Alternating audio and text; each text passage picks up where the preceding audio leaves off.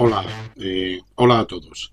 Vamos a hacer hoy un nuevo videotest online de TKS, de técnicos en cuidados auxiliares de enfermería. Ya hicimos unos cuantos seguidos de celadores por el tema del examen del día 26 de abril y ahora repetimos con la categoría de TKS. En este caso es te caes del INSALUD, del Instituto Nacional de la Salud, que ya os he dicho porque hemos hecho alguno del INSALUD de celadores, que era una de las entidades gestoras de la seguridad social, en concreto la encargada de las prestaciones sanitarias en todo el territorio nacional, antes de que se produjeran las transferencias sanitarias a las comunidades autónomas, que es ya entonces cuando se transfirieron a todas las comunidades autónomas, el INSALUD desapareció, bueno, no desapareció, se transformó en el INGESA, el Instituto Nacional de Gestión Sanitaria, que, eh, que es el encargado de las prestaciones sanitarias en las ciudades autónomas de Ceuta y Melilla. Esto ya lo voy a contar alguna vez. Es un examen, ya os digo, del INSALUD de la consolidación, la primera consolidación que hubo, y decían que era la única, en virtud de la Ley 16-2001 de 21 de noviembre, por la que se establece un proceso extraordinario de consolidación y provisión de plazas de personal estatutario en las instituciones sanitarias de la Seguridad Social, de los servicios de salud del Sistema Nacional de Salud. Decía la ley textualmente, en uno de sus apartados, se habilita a los servicios de salud para celebrar por una sola vez las convocatorias extraordinarias de consolidación de empleo. Bueno, esto de por una sola vez han pasado veintitantos años y ha habido muchísimas convocatorias de consolidación y de estabilización, que viene a ser lo mismo. O sea que se saltaron la ley por el forro como suelen hacer siempre. Bueno, vamos a empezar ya después de este prólogo con el videotest, con el test online. Con la pregunta número 1. ¿Cuál de las siguientes respuestas no constituye un medio físico de desinfección? A. Ebullición. B. Rayos ultravioleta. C. Inmersión en alcohol etílico. O D. Pasteurización. Bueno, la opción correcta es la C, la inmersión en alcohol etílico. No es un medio físico, puesto que es un método químico. La inmersión en alcohol etílico, que sí que es un proceso de desinfección, que es una técnica, la desinfección es una técnica de saneamiento que tiene por misión destruir los gérmenes patógenos, ¿no?, causantes de enfermedades transmisibles, y se aplica sobre personas, animales o objetos, ¿no?, etcétera. También llamada antisepsia. Recordar, antisepsia, desinfección; asepsia, esterilización, que es la eliminación de toda forma de vida. Pasamos a la pregunta número 2. ¿Qué es un enema? A. Una solución para limpieza y evacuación intestinal que se aplica por vía rectal. B. Una solución que se introduce por vía intravenosa. C. Una extravasación de líquido intersticial a los tejidos. Y D. Una solución que se introduce por la boca. La opción correcta es la A. Es el concepto de enema, una solución para limpieza y evacuación intestinal que se aplica por vía rectal. Tipos de enemas hay varios, no solamente es de limpieza y evacuantes, no hay tipos de enema que son los de limpieza o evacuantes, y también los enemas de retención, ¿no?, como el enema oleoso, el medicamentoso, el alimenticio, el enema de contraste, que es el que te ponen cuando vas a hacerte alguna prueba de rayos o un TAG o algo. Enemas de limpieza o evacuación y también enemas de retención. Pregunta número 3. En la aparición de úlceras por decúbito existen factores intrínsecos y extrínsecos. Señale el factor extrínseco. A. Parálisis debido a lesiones cerebrales o medulares. B. Fricción. C. Deshidratación. O D. Desnutrición. Bueno, aquí nos dice que señalemos el factor extrínseco y la opción correcta es la B. La fricción es un factor extrínseco, ¿no? Un factor de riesgo de padecer úlceras por presión. Otros factores extrínsecos son la humedad, la medicación, los cambios posturales.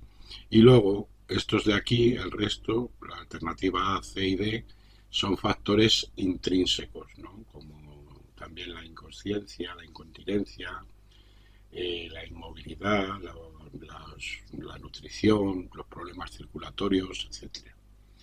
Factores intrínsecos y extrínsecos para la formación de las úlceras por presión. Pregunta número 4. Entre todas las causas que más afectan a la infección genitourinaria, destaca A.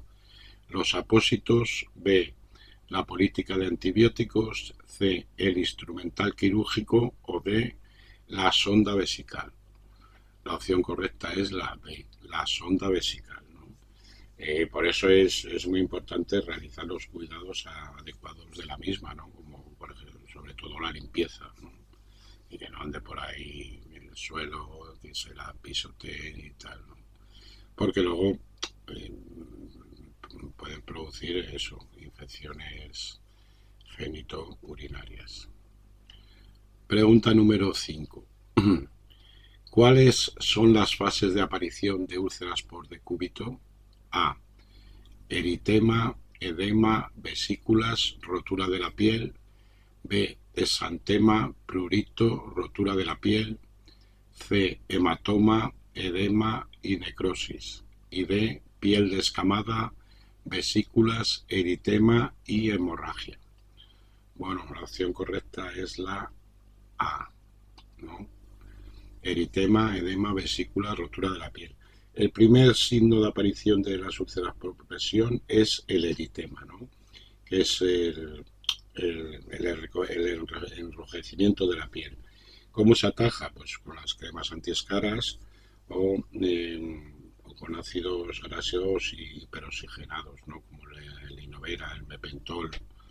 Antes se usaba el Mepentol, como es muy caro, ahora se usa más el Inovera en los hospitales. Bueno, no os he dicho, mirar aquí, siempre os lo digo, pero hoy se me ha olvidado, las páginas de referencia que utilizaremos para la realización del test. Una de ellas es esta, ¿no? La del esquema de apuntes de salud de úlceras por presión y la escala de Norton. Mirar aquí está lo que lo de la pregunta anterior, los factores extrínsecos y intrínsecos de los factores de riesgo de las úlceras por presión, la clasificación, los estadios. En el estadio 1, lo primero que aparece, como os he dicho, el eritema, que es el enrojecimiento, lesión a nivel de epidermis y dermis. En el estadio 2 aparecen ampollas y edemas, lesión a nivel de la hipodermis. Estadio 3 aparece la escara debido a la necrosis. Color amarillento azulado, negruzco, afecta al músculo. Y el estadio 4, extensión de la necrosis, aparecen infecciones y secreciones, afecta al hueso. Esos son los 4 estadios de las úlceras por presión. Bueno, también, bueno, que hay todas estas páginas, como ya os digo siempre, os dejo los enlaces a las mismas en la descripción del vídeo. Entonces, esta pregunta se resuelve sabiendo simplemente que el eritema es el primer signo, ¿no? del comienzo de una úlcera por presión, porque no está en ninguna de las anteriores, ¿no? Entonces esta es la correcta. Pasamos a la pregunta número 6. ¿Cuál es la posición adecuada del paciente para aplicarle un enema? A. Roser. B. En decúbito supino. C. En decúbito prono. O D. En posición de Sims. Bueno, la opción correcta es la D, en posición de Sims. Bueno, la, la más correcta sería de cúbito lateral izquierdo. Bueno, como no viene ahí, la posición de Sims es la más parecida al de cúbito lateral izquierdo, ¿no? Pero la posición más correcta para la administración de enema es el de cúbito lateral izquierdo. Mirad, aquí en las técnicas y protocolos de los TCAES, en la técnica para administrar un enema, aquí están una serie de consideraciones generales, el material necesario, el procedimiento, y aquí debajo tengo una tabla que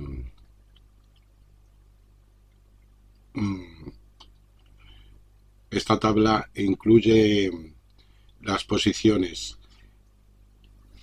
para la administración de enema y para la extracción manual de fecaloma.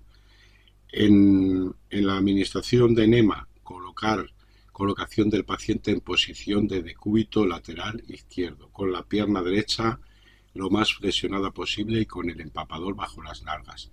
Esta posición facilita el flujo por gravedad de la solución hacia el colon sigmoideo y el colon descendente, que se encuentran en el lado izquierdo. Ese es el motivo de la posición de decúbito lateral izquierdo. Con respecto a la extracción manual de fecaloma, pues la colocación del paciente en posición de cúbito lateral derecho, con la rodilla izquierda ligeramente flexionada.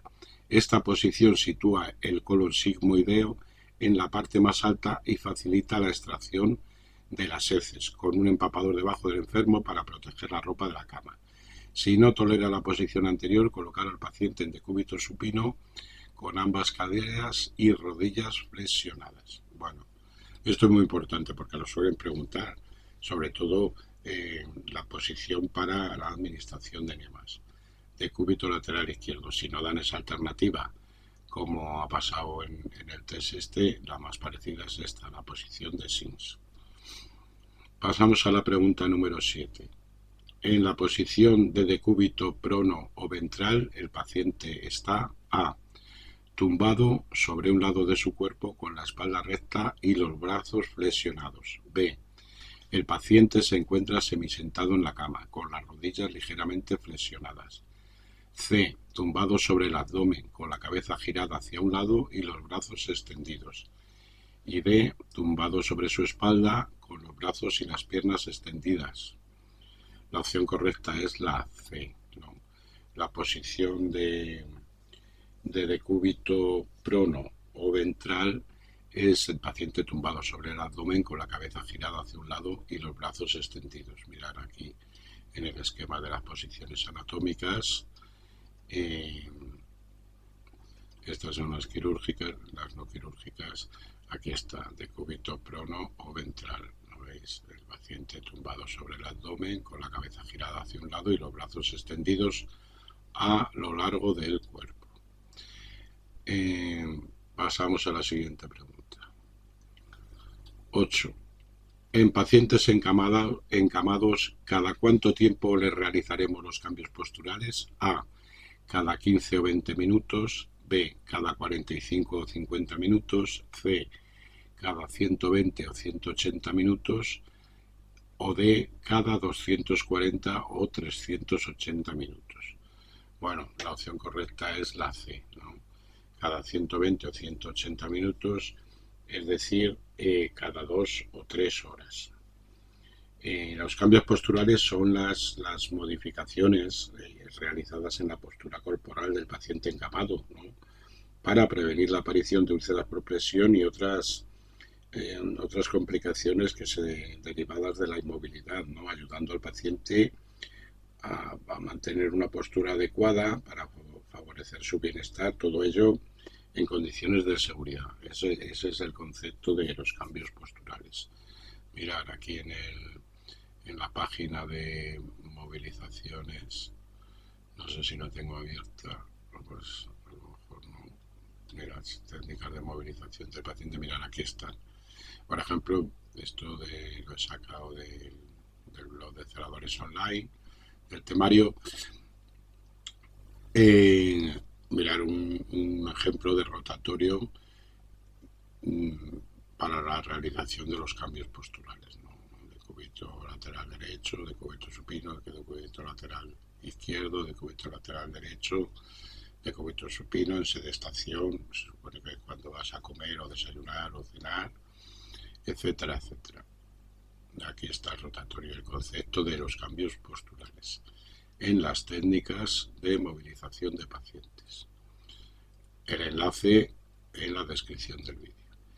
Bueno, pasamos a la pregunta número 9. La limpieza de las heridas se realiza A, de dentro a afuera, B, de fuera a adentro, C, no importa el orden, o D, las heridas no se pueden limpiar. Bueno, la opción correcta es la A, ¿no? La limpieza de las heridas se realiza de dentro a afuera. ¿Por qué? Pues porque para evitar arrastrar los microorganismos patógenos circundantes alrededor de la herida, ¿no? Así evitamos infecciones, porque si la hacemos la limpieza de fuera adentro, metemos a los microbichos para la herida, ¿no? Y entonces pues se puede infectar. Y por eso se realiza la limpieza de dentro a afuera, la limpieza de las heridas.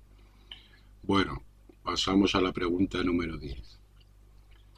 La posición en la cual el paciente se encuentra en decúbito supino, en plano de unos 30 grados con el suelo, con la cabeza más baja que los pies, se denomina A, Morestin, B, Sins, C, Trendelenburg o D, Fowler.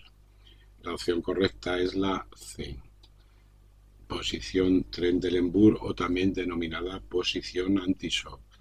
El plano no es de unos 30 grados, sino más próximo a los 45 grados, bueno, entre 30 y 45 grados, con la cabeza más baja que los pies, denominada posición de Trendelenburg o también posición anti-shock.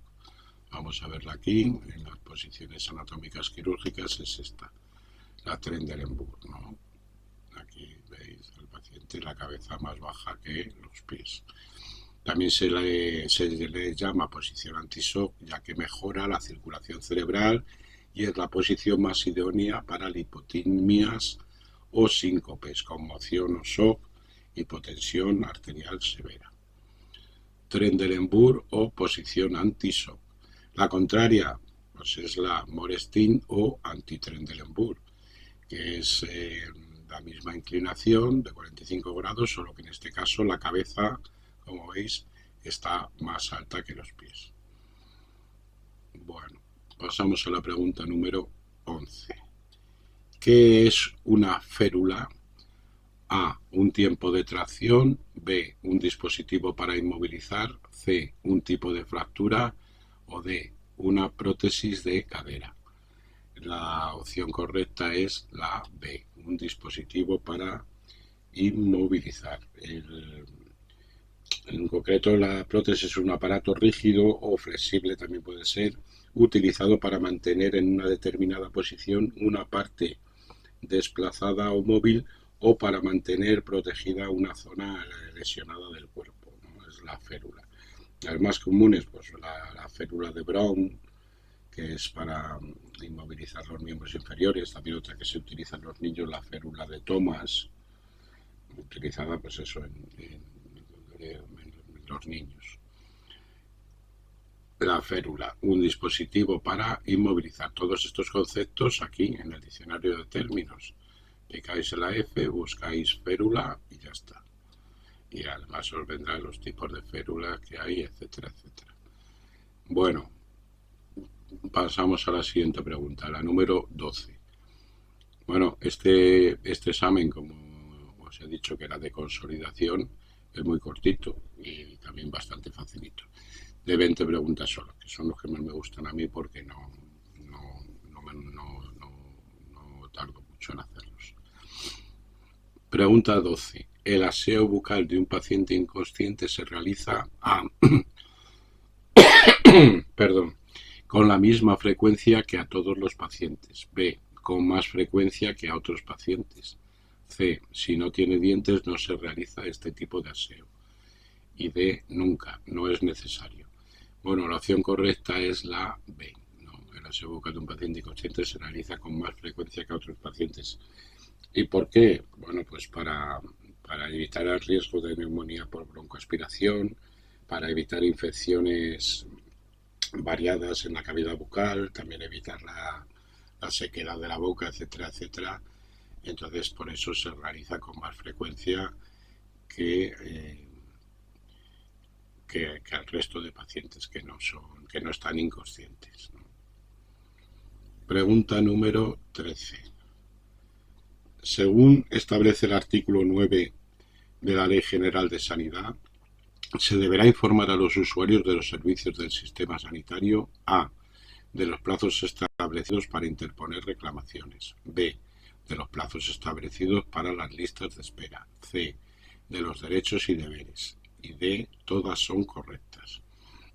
La opción correcta es la C, ¿no?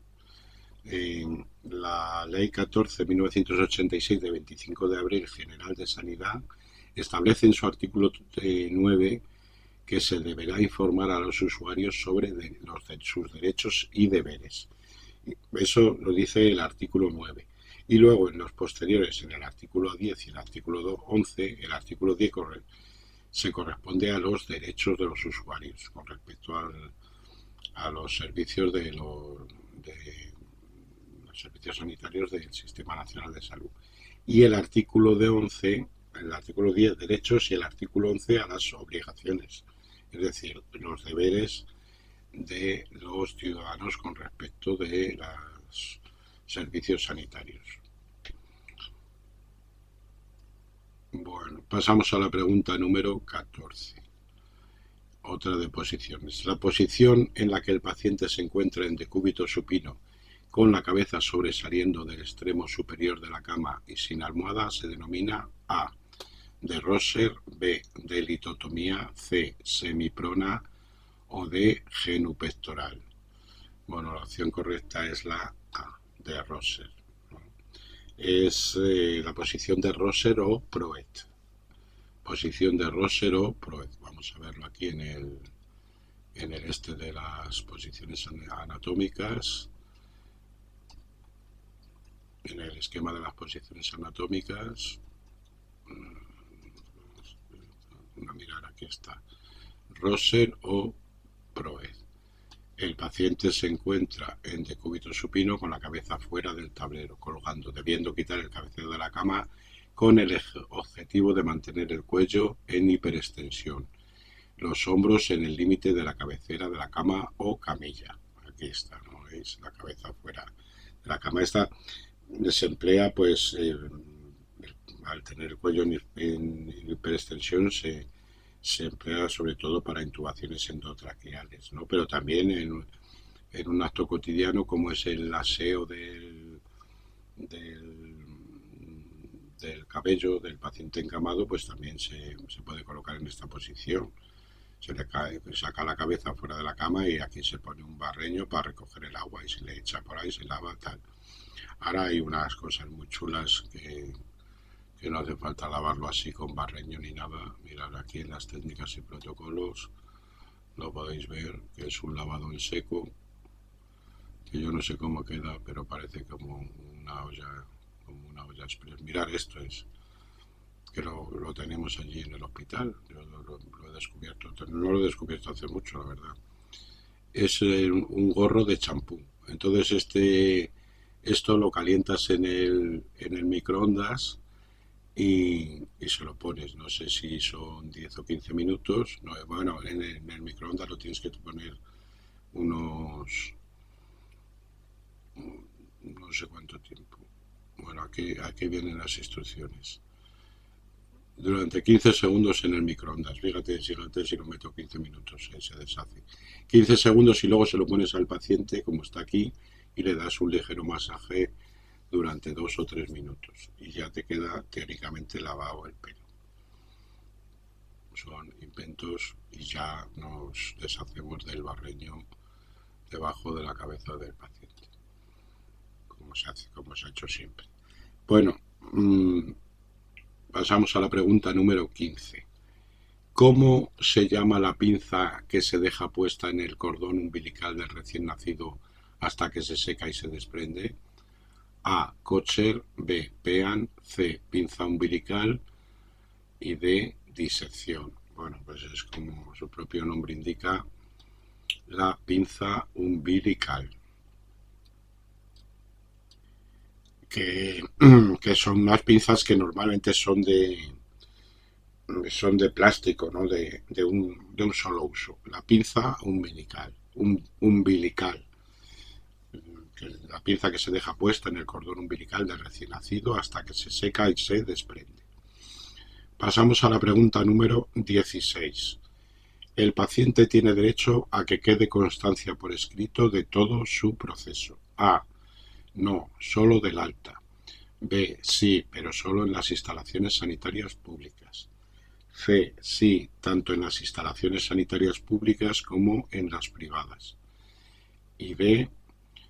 Solo en las instalaciones sanitarias privadas. Bueno, la opción correcta es la C. Sí, tanto en las instalaciones sanitarias públicas como en las privadas.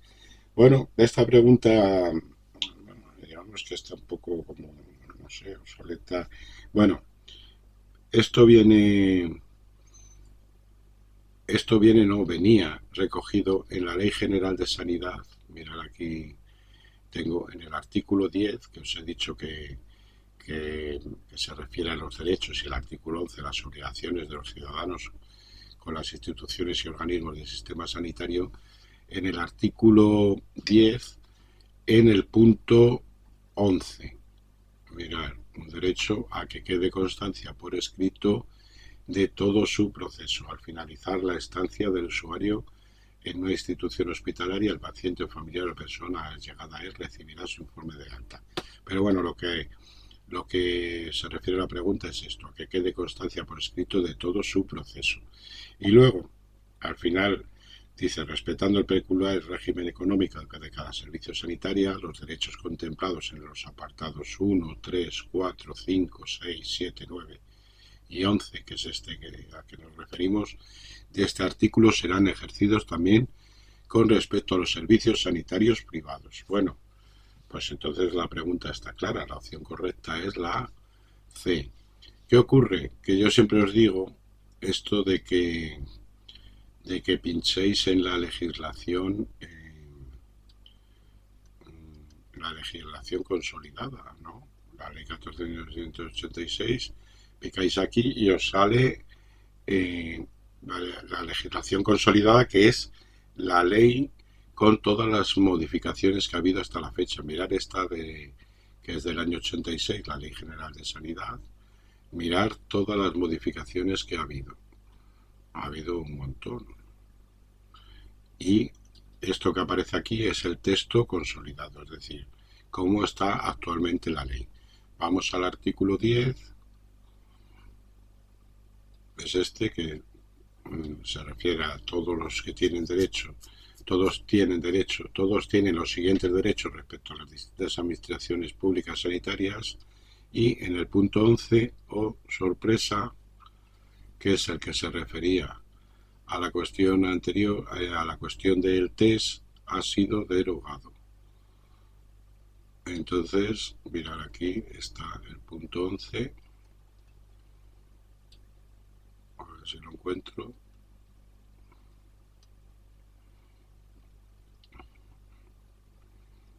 Artículo 10.11, a que quede constancia por escrito de todo su proceso. Bueno, pues aquí está, derogado. Entonces, ¿qué pasa? Que esa pregunta ya está obsoleta.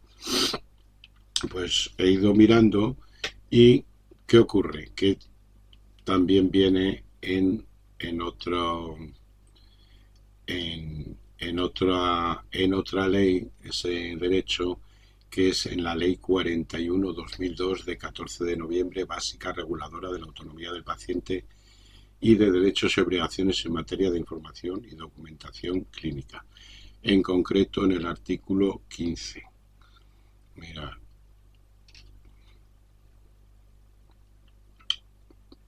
viene lo que es la historia clínica, tal, y dice también, todo paciente o usuario tiene derecho a que quede constancia por escrito o en el soporte técnico más adecuado de la información obtenida en todos sus procesos asistenciales realizados por el Servicio de Salud, tanto en ámbito de atención primaria como de atención especializada. Bien, es verdad que aquí no habla de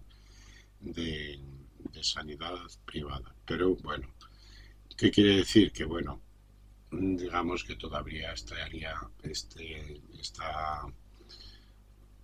esta pregunta vigente, pero en realidad se refería a lo que decía la Ley General de Sanidad y ese apartado del artículo en concreto el punto 11 del artículo 10 está derogado. Bueno, como veis, ¿esto por qué os meto este rollo? Para liaros no, porque me estoy liando yo. Para deciros la importancia que es que cuando busquéis las leyes en el Google os cercioráis que pone esto, legislación consolidada y texto consolidado, porque aparecen, ya os digo, la ley como está vigente en la actualidad, con todas las modificaciones que ha habido hasta la fecha. Mirad, esta de la Ley General de Sanidad, el texto inicial publicado el 29 del 4, ha habido 1, 2, 3, 4, 5, 6, 7, 8, 9, 10, 11, 12, 13, 14, 15, 16, 17, 18, 19 y 20 modificaciones de esta ley. O sea que fijaros si ha cambiado la ley desde el 86 que se publicó. Entonces os tenéis que asegurar de que aparece lo de que buscáis la legislación consolidada y aparece aquí el texto consolidado. Bueno, pasamos a la pregunta 17. ¿En qué método se utiliza calor húmedo para esterilizar? A. Flameado. B. Horno de Pasteur. C. Autoclave. O D. Todas las respuestas son falsas. La opción correcta es la C. En el autoclave se utiliza calor húmedo para esterilizar. Los métodos de esterilización, hay métodos físicos y métodos químicos. Dentro de los métodos físicos hay por calor seco, como el flameado, la incineración o combustión, y el horno de Pasteur o Poupinel. Luego también por calor húmedo, dentro de los métodos físicos, que es el autoclave, a lo que se refiere la pregunta esta, y también por frío, otro de los métodos físicos, que son las radiaciones ionizantes o las radiaciones gamma.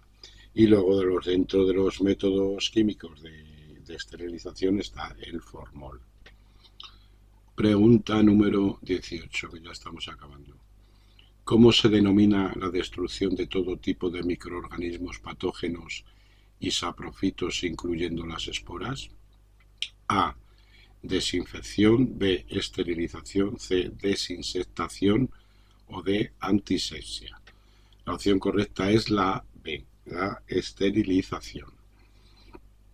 Ya sabéis, asepsia, esterilización. Antisepsia, desinfección. Bueno, esto ya os lo dije en la primera pregunta, ¿no? Asepsia, esterilización, que es la eliminación de toda forma de vida, ¿no? Es decir, de todo tipo de microorganismos patógenos y saprofitos, incluyendo las esporas, que son las formas más resistentes. Asepsia, esterilización, antisepsia, desinfección. Pregunta número 19. ¿Cómo se llaman los gérmenes que pueden albergar en el organismo? ¿Cómo se llaman los gérmenes que pueden albergarse en el organismo sin producir enfermedad? A. Patógenos. B. Saprofitos. C. Microorganismos. O D. Microbios. Bueno, la opción correcta es la B, ¿no?